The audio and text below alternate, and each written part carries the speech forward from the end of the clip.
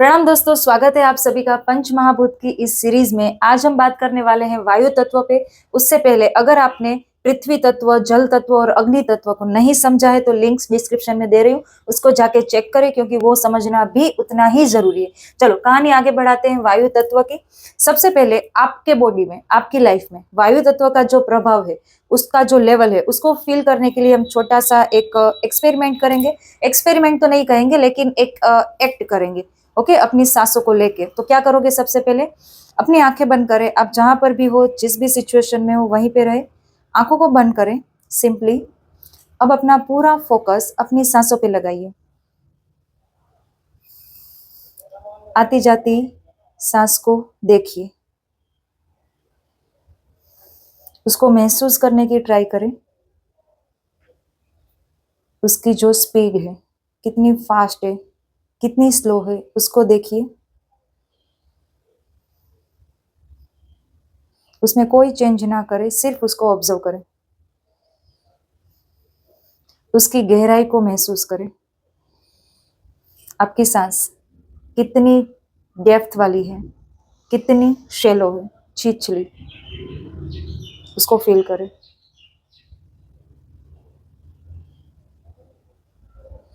आपकी सांस गले तक जा रही है, चेस्ट में अटक रही है, छाती तक पहुंच के अटक रही है, या तो फिर नाभि तक जा रही है। उसको फील करें, उसको ऑब्जर्व करें, देखिए।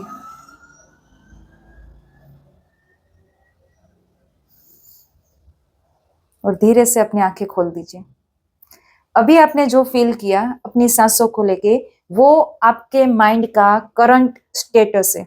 ओके, आप कैसा फील कर रहे हो। देखिए, हमारे माइंड एंड हमारे सांस का डायरेक्ट कनेक्शन होता है। ये पूरा इस तरीके से काम करेगा कि अगर आप स्ट्रेस्ड हो, एंग्जियस हो, एंग्जाइटी आप में बहुत ज्यादा है, कुछ भी अभी इस सिचुएशन में अगर है, तो आपकी जो सांस है वो एकदम शैलो रहेगी, छिछली रहेगी। और अगर आप एकदम शांत, काम और पीसफुल फील कर रहे होंगे तो उसकी डेप्थ ज्यादा होगी। इसका उल्टा भी होता है। अगर आपकी सांसें एकदम फास्ट मूव कर रही है, शेलो है, गले तक, चेस्ट तक मुश्किल से पहुंच रही है, तो आपका दिमाग एंग्जियस रहेगा, एंग्जाइटी रहेगी, डिप्रेशन रहेगा, स्ट्रेस रहेगा।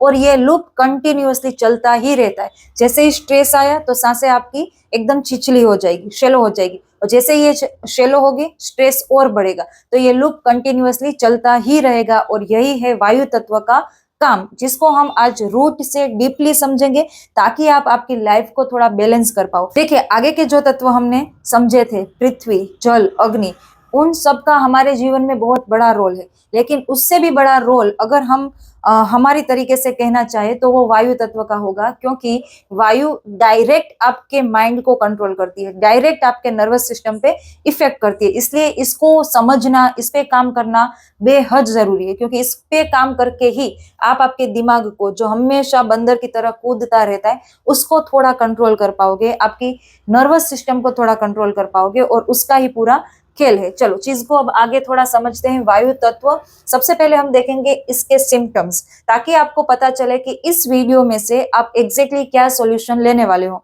आपके कौन सा प्रॉब्लम का सॉल्यूशंस आपको मिलने वाला है। तो बात करेंगे उसके सिम्टम्स की। दो पार्ट में मैंने डिवाइड किया है। सबसे पहले बॉडी पे बात करेंगे और फिर बात करेंगे हम माइंड के लेवल पे कि क्या क्या उसकी इफेक्ट होगी अगर वायु तत्व आपके बॉडी में, आपके माइंड में कंट्रोल्ड नहीं है, तो उस पे सिम्टम्स क्या रहेगा। सबसे पहले स्टिफ जॉइंट्स एंड पेन। सुबह उठते ही आपको लगेगा कि आपके जॉइंट्स में बहुत ही ज्यादा स्टिफनेस है या तो पेन है। अब देखो, पृथ्वी तत्व की जब हमने बात की थी तो वहां पर भी जॉइंट्स में पेन रहता है, लेकिन उसका और इसमें डिफरेंस क्या रहेगा। पृथ्वी तत्व का जो जॉइंट्स पेन है वो ऑलमोस्ट पूरा दिन आप उसको फील कर पाओगे कि वो हमेशा रहेगा ही। दूसरा, उसके साथ साथ आपके हेयर, मतलब हेयरफॉल ज्यादा रहेगा, आपके नाखून टूट रहे होंगे, या तो आप ऐसा बोलो कि आपके जो फिजिकल बॉडी है उसमें कोई ना कोई आपको दिक्कत दिखती रहेगी। तो उसका कनेक्शन आप समझो कि पृथ्वी तत्व से, वो जॉइंट्स पेन का। और अगर वायु तत्व का जॉइंट्स पेन होगा, उसकी स्टिफनेस होगी, तो ज्यादातर वो सुबह उठते ही आपको फील होगा। जैसे ही आपका बॉडी थोड़ा काम करना शुरू करेगा, वार्म अप होगा, तो उसके बाद वो स्टिफनेस और वो पेन आपको धीरे धीरे कम होता हुआ दिखेगा। तो ये डायरेक्ट सिम्टम है कि जॉइंट्स पेन जो आपको वायु की वजह से है वो सुबह ही ज्यादातर रहेगा, वो सुबह ही डोमिनेट करेगा, और फिर धीरे धीरे वो कम होता जाएगा। तो ये उसका डिफरेंस है, दोनों को समझ के उसकी रेमेडीज आप यूज कर सकते हो। दूसरा, ड्राई स्किन और हाथ पांव आपके ठंडे रहते हैं, बाहर कोई भी मौसम चल रहा हो, कोई भी एटमॉस्फेयर चल रहा हो, चाहे गर्म हो तो भी, और आपकी स्किन है वो बहुत ही ड्राई रहती है, कितना भी मॉइस्चराइजर यूज करो हमेशा वो ड्राई ही रहेगा। इसकी बात हमने चक्रास की बात की तब भी की थी, उसका हम आगे कनेक्शन डिटेल में डिस्कस करेंगे। Next, sudden heart beat fast होना। ओके, कुछ नहीं कर रहे हो, ना तो आपने रनिंग किया है, ना आपने चलना शुरू किया, कुछ नहीं, आप बैठे हो और अचानक से आपको फील होगा कि आपकी हार्ट बीट फास्ट हो गई। आपको ऐसा लगेगा कि आपके चेस्ट में हल्का सा मतलब प्रेशर तो नहीं बोल सकते, लेकिन हल्का सा एक स्टिफनेस आपको फील होगा वहां पर आपकी चेस्ट वाले एरिया में। तो वो भी वायु तत्व की उसका इम्बैलेंस होने की वजह से ये प्रॉब्लम आपको दिखेगी कि हार्ट बीट में अप डाउन चलता ही रहेगा।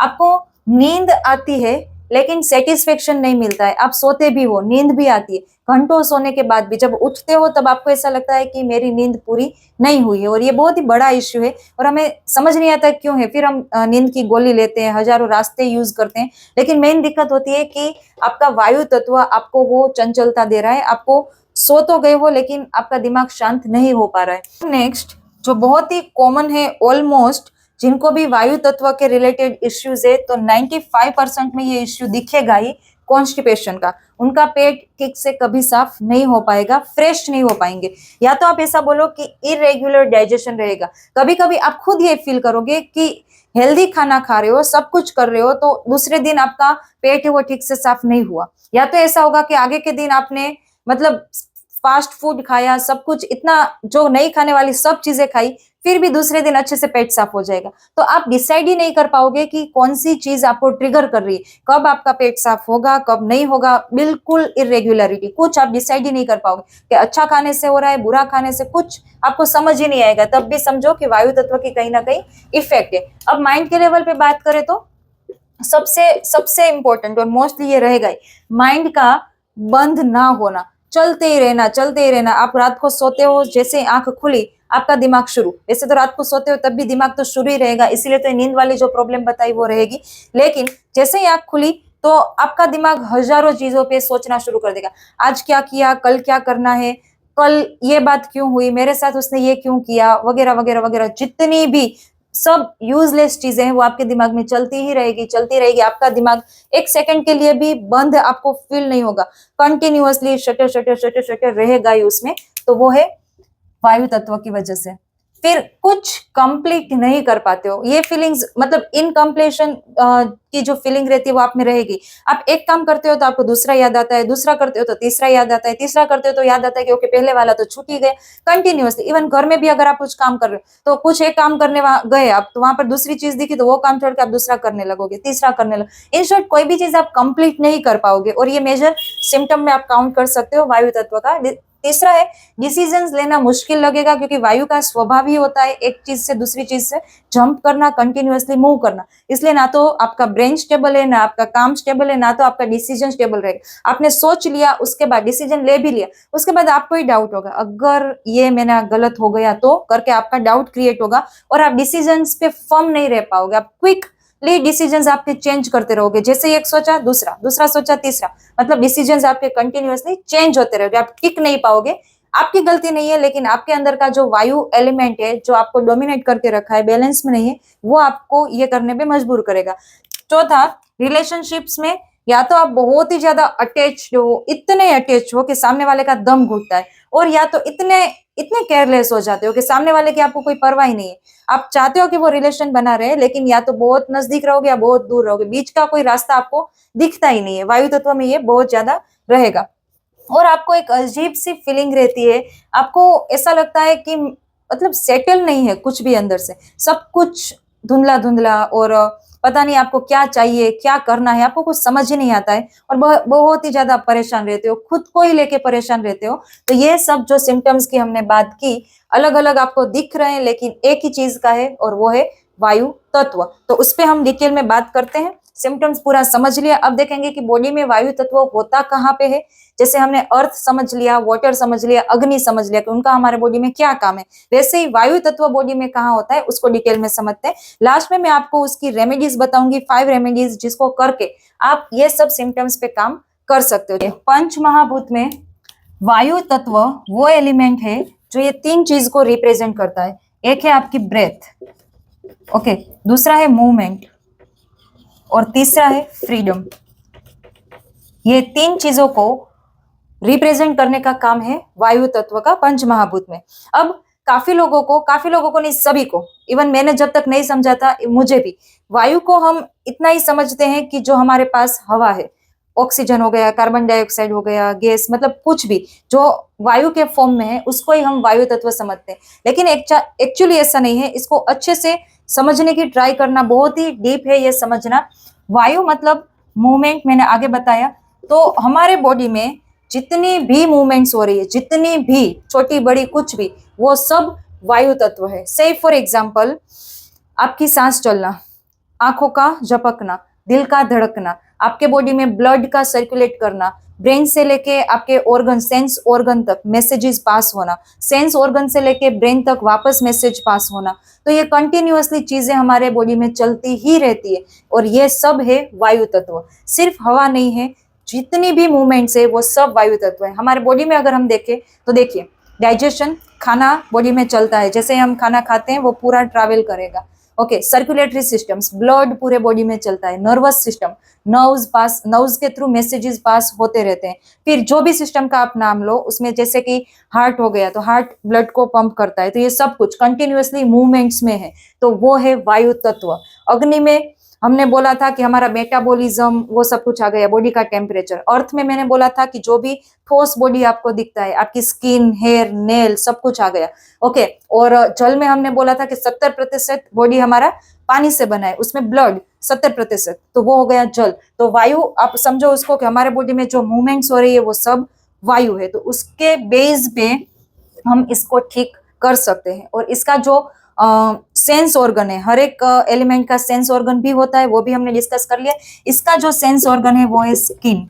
ओके, मतलब क्या हुआ, टच, त्वचा आपकी। इसीलिए जब भी आप खुश नहीं होते, ओवरवेल्म्ड होते हो, या तो ऐसा लगता है कि कुछ ठीक नहीं है, तब आप खुली हवा में जाते हो, लंबी सांस भरते हो, तो आपको ऐसा लगता है कि अंदर कुछ सेटल हो गया, आपको थोड़ा बहुत ठीक लगने लगता है। ऐसा क्यों हुआ, ये कोई कोइंसिडेंट नहीं है।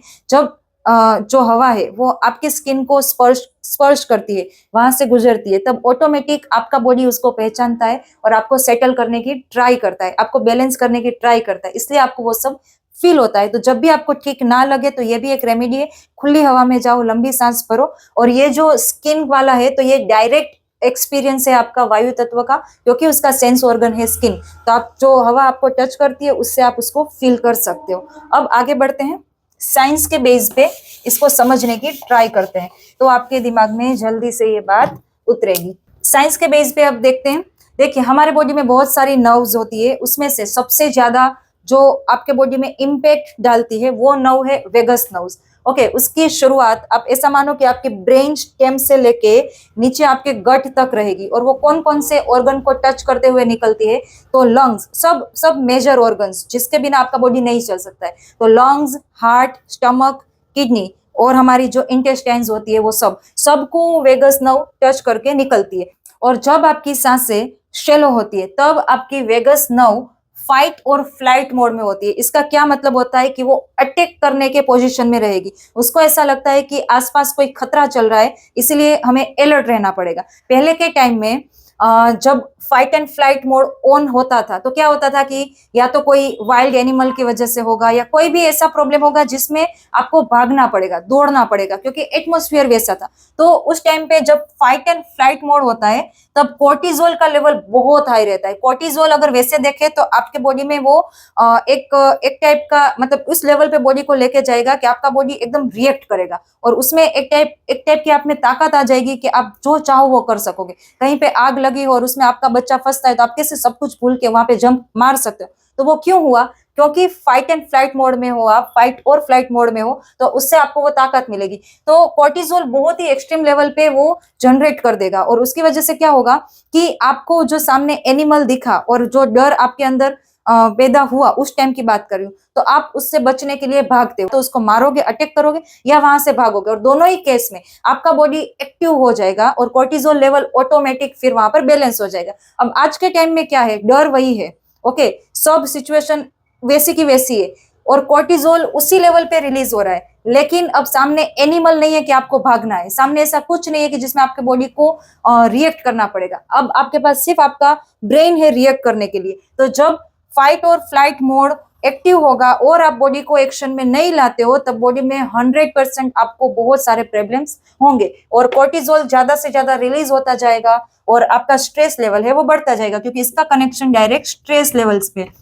समझिए इस बात को, स्ट्रेस बॉडी के लिए अच्छा होता है, लेकिन कब? जब आपका बॉडी आप मूवमेंट में लाने वाले हो, वो जो खतरा है उसमें आप बॉडी को यूज करने वाले हो। लेकिन आज के टाइम में 90% हमारे प्रॉब्लम, 99 बोले तो भी गलत नहीं होगा, सब माइंड के लेवल पे है, तो आपके बॉडी का यूज नहीं होगा, इसलिए ये प्रॉब्लम करेगा। तो कहानी मैंने शुरू यहाँ से की थी, बैक टू द टॉपिक, कि वेगस नर्व ये सब ऑर्गन को कनेक्ट करती है, और जब आप शेलो ब्रीदिंग करते हो तो फाइट और फ्लाइट मोड में रहते हो आप, और तब कोर्टिजोल एक्सट्रीम लेवल पे रिलीज होता है। अब आपके पास उसका सॉल्यूशन है नहीं, तो वो स्ट्रेस में कन्वर्ट हो जाता है, क्योंकि आप भाग के कहीं जा नहीं रहे हो। उससे आप एंग्जाइटी आपके अंदर आएगी और आप एंग्शियस रहोगे, हमेशा आप तनाव में रहोगे, आपका डाइजेशन स्लो हो जाएगा और उससे आपकी नींद भी इफेक्ट करेगी। आप सोचो, वायु तत्व आपकी सांसों को सिर्फ आप शेलो करते हो, छोटी छोटी सांसें भरते हो, पूरा लंग्स फिल नहीं करते हो, बेली ब्रीदिंग नहीं करते हो, तो ये सब प्रॉब्लम्स होगी सिर्फ सांसों से। सोचो, हमने कभी हमारी सांसों पे ध्यान ही नहीं दिया है, और जबकि यही हमारी पूरी लाइफ को चलाता है। और दूसरा, उसका उल्टा होता है कि जब आप लंबी सांस भरते हो, डीप ब्रीदिंग करते हो, नेवल नाभि तक आपकी सांसें पहुंचती है, तब आपका body rest and digest mode में आएगा। इसका क्या मतलब हुआ?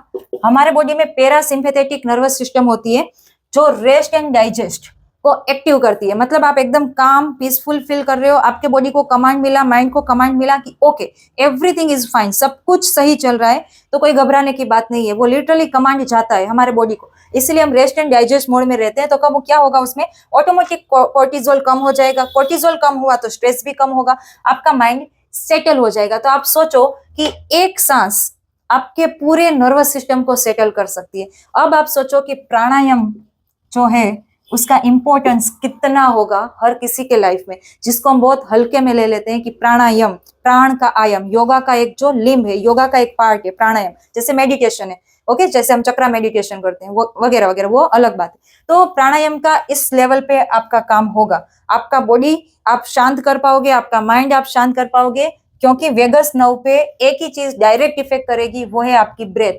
आपकी सांसें। और एक और रिसर्च, HRV, ये वर्ड अगर आपने शायद सुना हो तो, हार्ट रेट वेरिएबिलिटी, इसमें क्या होता है कि नर्वस सिस्टम आपकी कितनी फ्लेक्सिबल है, आप उससे ये मेजर कर सकते हो HRV से, कि आपकी नर्वस सिस्टम कितनी फ्लेक्सिबल है, कितनी चीजों को एडप्ट कर सकती है, उसका अंदाजा आपको लग जाएगा। अगर HRV हाई होगा, ओके, उसका अमाउंट हाई आएगा, तो इसका मतलब ये हुआ कि आपकी नर्वस सिस्टम हेल्दी है, रेजिलियंट है, चीजों को जल्दी से एडप्ट कर सकती है और आपकी लाइफ में दिक्कत कम रहेगी। अगर वो लो है तो डेफिनेटली आप एंग्शियस रहोगे, तनाव में रहोगे, बर्न आउट फील करोगे, और जितने भी आगे हमने प्रॉब्लम डिस्कस किए वो सब आपके साथ होगा। देखिए, एम्स की एक स्टडी है कि प्राणायाम में वैसे बहुत सारे हैं और सबके फायदे उतने ही हैं, लेकिन एक स्टडी के हिसाब से मैं आपको बताऊं कि भ्रामरी प्राणायाम, जब आप भ्रामरी प्राणायाम करते हो तब कोर्टिजोल लेवल, कोर्टिजोल जो मैंने आपको स्ट्रेस हार्मोन्स बोला था जिससे आपका स्ट्रेस बढ़ता रहता है, उसका लेवल 38% रिड्यूस हो जाता है। ये बहुत अपने आप में बहुत बड़ी बात है, मुझे नहीं समझ आ रहा है कि आप इसको कितना सीरियसली ले पाओगे, कि भ्रामरी प्राणायाम सिर्फ 5 राउंड, उसके सिर्फ 5 राउंड करने से आपके बॉडी में 38% कोर्टिजोल रिड्यूस होता है। तो आप सोचो कि जब भी आप स्ट्रेस में हो तो आपको एक मेडिसिन मिल गई, ऑन द स्पॉट आप अपने स्ट्रेस के लेवल को कम कर सकते हो। तो ये बहुत बड़ी बात है, इसका यूज हम हमारी लाइफ में कर सकते हैं। ये जो प्राणायाम जो भारत ने पूरे विश्व को ये गिफ्ट दी है, और ये बहुत बड़ी गिफ्ट है। ऐसे ही 21 जून को इंटरनेशनल योगा डे नहीं सेलिब्रेट होता है, क्योंकि इसके पीछे के साइंस बहुत बड़े हैं, आपको जीने का रास्ता दिखाता है, साथ साथ आपके बॉडी को वो एक एक्सट्रीम लेवल पे वो इम्प्रूव करके भी देगा। तो ये एम्स की स्टडी की मैंने बात की। भ्रामरी कैसे करते हैं, किस तरीके से करना चाहिए, वो इसके रेमेडीज में भी है, वो आगे हम बात कर लेंगे। अब बात करते हैं वायु तत्व के प्राइमरी चक्र की, जो है अनाहत चक्र। कहाँ पे लोकेटेड होता है? तो छाती के बीचों बीच, हमारे चेस्ट के सेंटर में वो रहेगा, हार्ट के पास। देखिए, इसके लिए 2 वर्ड यूज होते हैं अनाहत चक्र के लिए। अनाहत मीन्स क्या? अनाहत का मतलब क्या? अनस्ट्रक्ट साउंड, ऐसी आवाज जो दो चीजों के टकराने से होती है वो नहीं। और आप जितनी भी ध्वनि सुनते हो वो कहीं ना कहीं टकराव की वजह से आप सुनते हो, तो ये उसके परे है, टकराने की वजह से नहीं होता, अनस्ट्रक होता है। और अनहर्ट मतलब कि जो कभी हर्ट नहीं हुआ, आपकी लाइफ में कितना भी बुरा हुआ हो, आपकी लाइफ कैसी भी चल रही हो, आपके बॉडी में कुछ भी हुआ हो, लेकिन अनाहत वो स्पेस है जो इंटैक्ट है, वहां पर कोई इफेक्ट हुई नहीं अभी तक, इतनी सेफ, इतनी ब्यूटीफुल प्लेस है आपके जीवन की, वो है अनाहत, जो कभी हर्ट नहीं हुआ। और अनाहत चक्र में क्या क्या इन्वॉल्व होगा, तो लव, प्यार, कंपेशंस, करुणा, फिर फॉरगिवनेस, दूसरों को माफ कर देने की भावना, कनेक्शन, रिलेशनशिप्स के जो कनेक्शंस आपके अंदर बनते हैं, गिविंग, रिसीविंग, ये सब जो भाव, जो वाइब्रेशंस, जो फ्रीक्वेंसी आपको ऊपर तक लेके जाती है, वो सब अनाहत चक्र में होता है। मतलब कि इसका जो कंस्ट्रक्शंस है वो है वायु तत्व। अभी हम बात कर रहे हैं वायु तत्व की, तो ये पूरा बेस है आपके अनाहत चक्र का। उसका मतलब अनाहत का जो एलिमेंट है वो है वायु, वायु का जो प्राइमरी चक्र है वो है अनाहत चक्र। देखिए जब ये बैलेंस होता है तो आप सबको प्यार कर सकते हो अपने आप को खोए बिना। ये बहुत ही बड़ी बात मैंने अभी बोल दी है, इसको पकड़ना। आप सबको प्यार कर सकते हो, फिर वो कोई भी हो, अपने आप को खोए बिना। आप खुद को संभाल के रख सकते हो उसको प्यार करते हुए भी। दूसरा, आप सहजता से चीजों को ले सकते हो यूनिवर्स के पास से या किसी के भी पास से, बिना किसी ग्रीफ के। ओके, आपको अंदर कोई गिल्ट फील नहीं होगा, आप सहजता से ले पाओगे। और आप जल्दी से दूसरों को माफ कर पाओगे, उनके लिए नहीं लेकिन खुद के लिए। आप वो फॉरगिवनेस का जो पावर है उसको आप समझ पाओगे जब ये सब कुछ बैलेंस में रहता है। और सबसे इंपॉर्टेंट, जब आपका अनाहत चक्र बैलेंस होता है तो आपका मैनिफेस्टेशन, आप जो भी चाहते हो वो मैनिफेस्ट होने के चांसेस बढ़ जाते हैं। इनफैक्ट पहले के जो 3 चक्र है वो सर्वाइवल है, चौथा चक्र है अनाहत चक्र, जो मैनिफेस्टेशन के द्वार आपके लिए खोल देगा। आप चीजों को अट्रैक्ट जल्दी से कर पाओगे और आप पास्ट ना तो फ्यूचर, दोनों स्पेस में से निकल के आप प्रेजेंट में जीना शुरू कर दोगे। ये पूरा अनाहत चक्र पे मैंने डिटेल में वीडियो बनाया है, लिंक उसकी भी दे दूंगी। ये यहाँ पे मैंने सिर्फ आपको ब्रीफ इंट्रोडक्शन दिया। तो अनाहत चक्र वायु एलिमेंट दोनों का कनेक्शन है, क्योंकि इसका कंस्ट्रक्शन ही वायु एलिमेंट है। अब मेरा वो वीडियो जिन्होंने देखा और रेमेडीज यूज की, उसके बाद भी अगर आपको लगता है कि रिलेशनशिप में पैटर्न रिपीट हो रही है, अभी भी आप सेटल फील नहीं कर रहे हो, तो अब वायु तत्व पे काम करें, जिसकी रेमेडीज हम आगे डिस्कस करने वाले। तो जब आप अनाहत चक्र एंड वायु तत्व दोनों की रेमेडीज यूज करके उस पर काम करोगे तो रिजल्ट आपको अवश्य मिलेगा। फाइन, तो चलो अब देखते हैं इसके 5 रेमेडीज जो हम यहाँ पर डिस्कस करने वाले। बहुत ही इजी है, आप अभी से उसको शुरू कर सकते हो करना और अपनी लाइफ को एक लेवल तक ले जा सकते। 5 रेमेडीज भी डिस्कस करेंगे। सबसे पहला है प्राणायाम। प्राणायाम में मैं आपको 2 प्राणायाम दिखा रही हूँ, बता रही हूँ, समझा रही हूँ। अभी 2 प्राणायाम कर लो, आपकी लाइफ चेंज हो जाएगी सच में। सिर्फ वायु तत्व के रिलेटेड नहीं, लेकिन और भी इसके बहुत सारे बेनिफिट्स हैं। वायु तत्व तो बैलेंस होगा ही होगा, लेकिन उसके साथ साथ आपकी जो 72,000 नाड़ी है वो शुद्ध होना शुरू हो जाएगी। मतलब इन शॉर्ट ऐसा कहो कि आपकी लाइफ में यू टर्न आ जाएगा। आपको ऐसा लगेगा कि इतना अच्छा टूल मैंने अभी तक यूज क्यों नहीं किया था। तो 2 प्राणायाम मैं आपको बता रही हूँ, एक है अनुलोम विलोम और भ्रामरी। देखो मैं रेगुलर योगा की प्रैक्टिस करती हूँ, इवन मैं योग सिखाती हूँ, तो साथ स्टूडेंट्स के साथ साथ में जो हो वो अलग से है, लेकिन मेरी खुद की साधना में ये प्राणायाम मैंने आज तक कभी मिस नहीं किया। अनुलोम विलोम तो उसमें कभी मिस नहीं किया, कम से कम मैं 11 मिनट उसको करती ही हूँ करती। जिस दिन वो नहीं किया होता है उस दिन पता चलता है कि उसके ना होने से, ऐसे भी होता है ना, जो इंसान हमारे पास होता है तब तक उसकी वैल्यू नहीं होती, जब नहीं होता है तब पता चलता है कि उसकी वैल्यू कितनी है। सेम अनुलोम विलोम जिस दिन नहीं किया होता है उस दिन पता चलता है कि वो पूरे दिन का जो फ्लो है वो कैसा रहेगा। ओके, अच्छा ही नहीं लगेगा, वो आपको अलग ही फीलिंग देगा। फाइन, तो करना किस तरीके से, 2 प्राणायाम है, एक है अनुलोम विलोम, दूसरा है भ्रामरी। भ्रामरी का मैंने थोड़ा आपको इंट्रोडक्शन आगे भी दिया। अब बात करते हैं करना कैसे। सबसे पहला है अनुलोम विलोम। क्या करोगे, आप कोई भी पोजीशन, सुखासन में बैठ जाइए, बेटर रहेगा, बाकी आप कोई भी आसन लगा के बैठ सकते हो। आपको आपके लेफ्ट हैंड में मुद्रा रखनी है चिन्ह मुद्रा, राइट हैंड में रखनी है विष्णु मुद्रा। ये हाथों को आप चेंज नहीं कर सकते हो, राइट हैंड में रहेगी विष्णु मुद्रा, जिससे आप अपने नोस्ट्रिल को खोलने बंद करने में यूज करोगे। सिंपल मैं आपको बता रही हूँ, बाकी वीडियो, डिटेल वीडियो इसका भी अवेलेबल है। अगर मेरे चैनल पे ना मिले तो यूट्यूब में कहीं पर भी आपको इसकी टेक्निक मिल जाएगी। पॉइंट ये है कि आपको करना है, करना बहुत ईजी है, लेकिन उसको टाइम निकाल के करना वो थोड़ा डिफिकल्ट है। सीखना डिफिकल्ट नहीं है। क्या करोगे, पहले दोनों नोस्ट्रिल से सांस भरोगे, फिर दोनों से छोड़ोगे। फाइन, सेटल हो गए। अब राइट साइड पहले बंद करोगे और लेफ्ट साइड से सांस भरोगे। शुरू हमेशा यहां से ही आपको करना है, आपके लेफ्ट साइड से। लेफ्ट से सांस भरोगे और राइट से छोड़ दोगे, फिर राइट से ही वापस भरोगे और लेफ्ट से छोड़ दोगे। अगेन लेफ्ट से भरोगे, राइट से छोड़ दोगे, राइट से भरोगे, लेफ्ट से छोड़ दोगे। ज्यादातर लोग इसको टाइम मेजर किए बिना ऐसे ही करते हैं, लेकिन ऐसा मत करो। मैं आपको एक सजेशन दे रही हूँ कि आप कोई एप्लीकेशन डाउनलोड कर लो जो आपको टाइम डिटेक्ट कर पाए, ओके, टाइमिंग आपको बता पाए, फिर उसको पॉइंट्स में लगा दीजिए। अगर ऐसा होगा तो मैं एप्लीकेशन की लिंक भी डिस्क्रिप्शन में दे दूंगी, प्ले स्टोर में से आप डाउनलोड कर सकते हो उसको।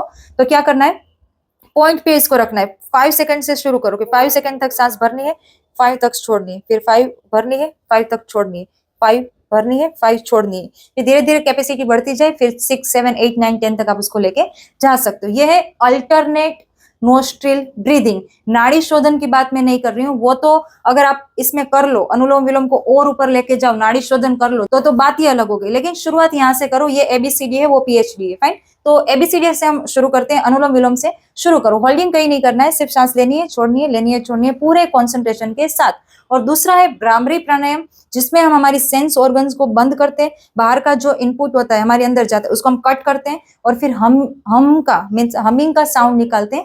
कान को बंद करना है, आंख को बंद करना है, फिर लंबी सांस भरनी है और इस तरीके से आवाज निकालनी है।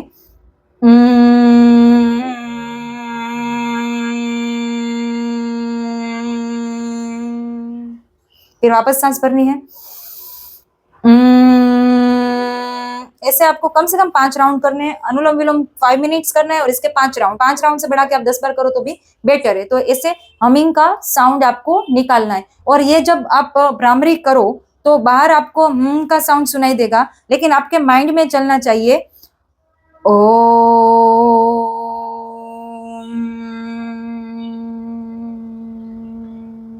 ये आपके माइंड में चलेगा कंटिन्यूअसली।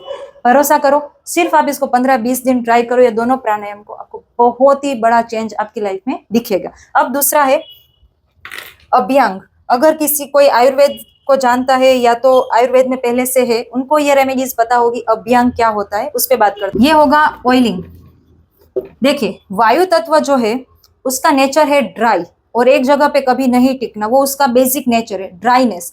तो जब आप में वायु तत्व बैलेंस नहीं होता है, आपको अब तक पता चल गया होगा सिम्टम्स के ऊपर से, तब आपको अभ्यंग करना है, मतलब कि पूरे बॉडी का ऑयल से मसाज करना है। ऑयल आप कोई भी यूज कर सकते हो, मैं आपको तिल का तेल बोलूंगी, उसको वो थोड़ी गर्माहट आपके बॉडी में लेके आएगा, तो उसका यूज करो और पूरे बॉडी में उसका मसाज करो। आप वीक में एक बार कर सकते हो, और अगर आपके पास टाइम है तो डेली करो, इसका फायदा आपको जरूर से मिलेगा। और इन केस आपके पास ज्यादा टाइम नहीं है, आप नहीं दे सकते हो टाइम पूरे बॉडी को अच्छे से मसाज करने का, तो आप क्या करो कि रात को सोने से पहले आपके जो तलवे होते हैं पैर के, उसको पहले अच्छे से क्लीन कर लीजिए। बहुत ही अच्छे से क्लीन करना जरूरी है, डर्ट नहीं रहना चाहिए। उसके बाद ये तिल का तेल लेके और 5-10 मिनट तक आपके तलवों पे उसका मसाज करो। देखो, हमारे नर्वस सिस्टम्स के मेजोरिटी पॉइंट्स आपके हमारे पैर के तलवों में होते हैं। तो जब आप उसका मसाज करोगे 5-10 मिनट कंटिन्यूअसली, तो आपकी nervous system on the spot काम फील करेगी, और आप कहीं ना कहीं फील करोगे कि वायु तत्व जो है वो बैलेंस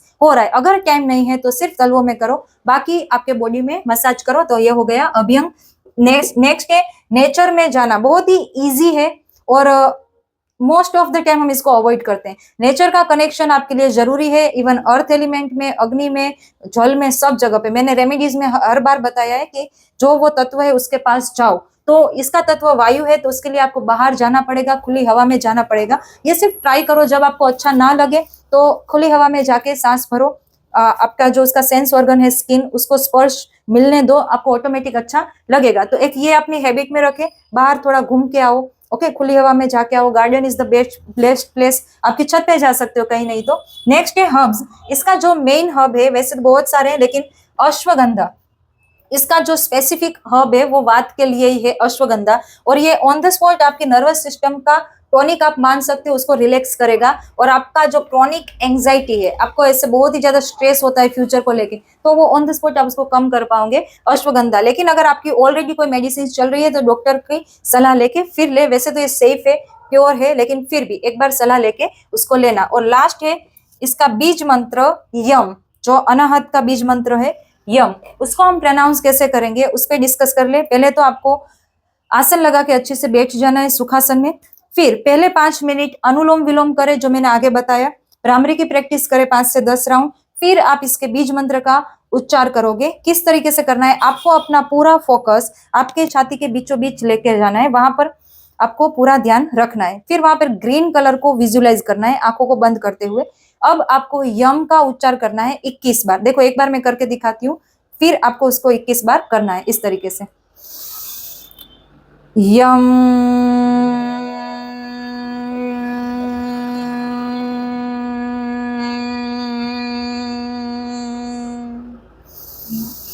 ये हमने एक बार किया। आपको यहाँ पर टिंगलिंग कुछ फील हुआ होगा चेस्ट के बीचों बीच जब हम इसका उच्चार करते हैं, क्योंकि ये जो बीज मंत्र है वो उसी हर्ट्ज में वहां पर वाइब्रेट करेगा, तो आपको वहां पर इफेक्ट जरूर से होगी। तो बस ये 5 रेमेडीज है, इसका यूज करो, आपका अनाहत चक्र बैलेंस रहेगा। अनाहत में भी मैंने रेमेडीज दिखाई है, वो वीडियो भी देख के उसको समझ के दोनों पे काम कीजिए। आपके जो भी ये प्रॉब्लम्स है वो डेफिनेटली आप रिजोल्व कर पाओगे। बाकी मिलेंगे हम नेक्स्ट वीडियो में, उसमें हम बात करेंगे उस तत्व की जो आपका कॉन्शियस डिसाइड करता है। ओके, वो है आकाश। आकाश तत्व जो आपकी कॉन्शियसनेस पे पूरा काम करेगा, शून्य। तो नेक्स्ट वीडियो पूरा इस पे रहेगा। और ये वीडियो आपको कैसा लगा, इसमें से आपने क्या सीखा, वो मुझे जरूर से बताना कमेंट बॉक्स में। आपके फ्रेंड्स फैमिली के साथ भी शेयर करना किसी को अगर ये कोई दिक्कत है तो। बाकी ये नॉलेज ऐसा है कि हर किसी को होना ही चाहिए। पंच महाभूत, आप सोचो ये छोटी बात नहीं है, ये है कि पूरा ब्रह्मांड इससे बना है, हमारा बॉडी उससे बना है, तो इसका बेसिक नॉलेज हमें होना ही चाहिए। उसी वजह से इसको सीखना चाहिए, रेमेडीज यूज करनी चाहिए। और सब रेमेडीज ऐसी है कि आप डायरेक्ट उसका यूज कर पाओगे। फाइन, तो मिलते हैं अगले वीडियो में, तब तक के लिए नमस्ते एंड ब्लेसिंग्स टू यू।